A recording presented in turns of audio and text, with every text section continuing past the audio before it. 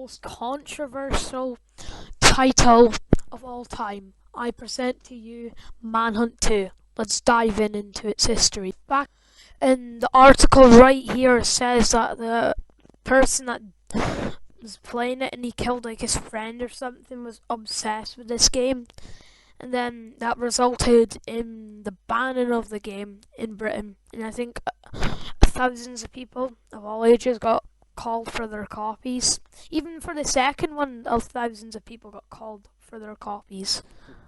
And then the game got slapped with an AO rating, which Sony, Nintendo and Microsoft all responded they don't allow AO rated games on their platforms. So it basically essentially bans the game in the US as well. They banned the game in Ireland, Britain, South Korea, didn't get classification in Australia. It got banned in Germany. It got banned in way more countries. That's how controversial this game was. Rockstar had to absolutely change the kills in the game. They had to. There were pliers for, you know how the pliers you kill somebody and they rip off their like neck. They got rid of they changed the pliers. They got rid of the head exposures and they got rid of the like civilians, homeless people, and the scoreboard was changed. And at this point you can't even see the ESRB were satisfied with the changes and they rebranded the game back to an M rating, but that M rating got so serious flashback, including Hillary Clinton. Everybody know that exposure to violent video games is also bad for children. Despite all this, Manhunt 2 was released on October the 31st, 2007 for the PSP, Nintendo Wii and PS2. But hilariously, people could undo the fix for the censors, viewing the original scenes for the kills.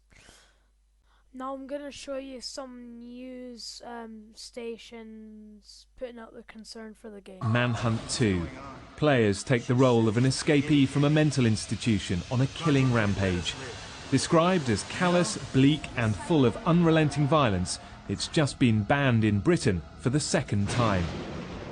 So you won't find Manhunt 2 in any shop, but despite that, we've got hold of the game. Now, I'm not allowed to show it to you because it is very violent and extremely graphic, and thousands of people of all ages are also getting hold of their own copies. So good of you to join us.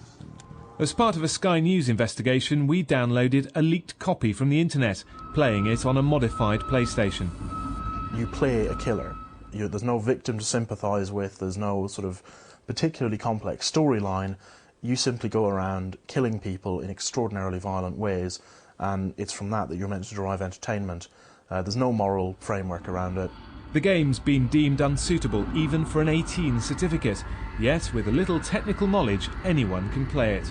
It's well established that children who play violent computer games or violent video games in the short term are going to be more aggressive in the next hours or next days in their behaviour, especially those that come from a violent background and have been abused in the past.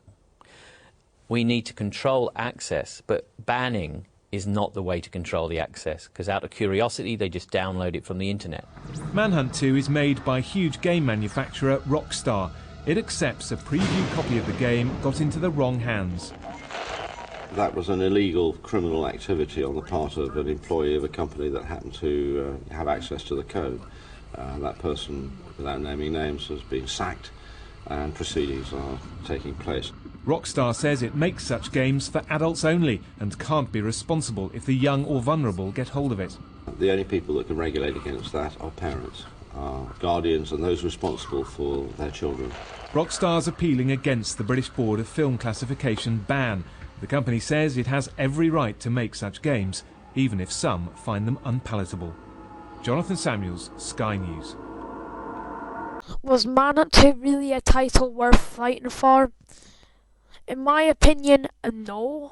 This game wasn't a title to be fighting for. It's not the greatest game.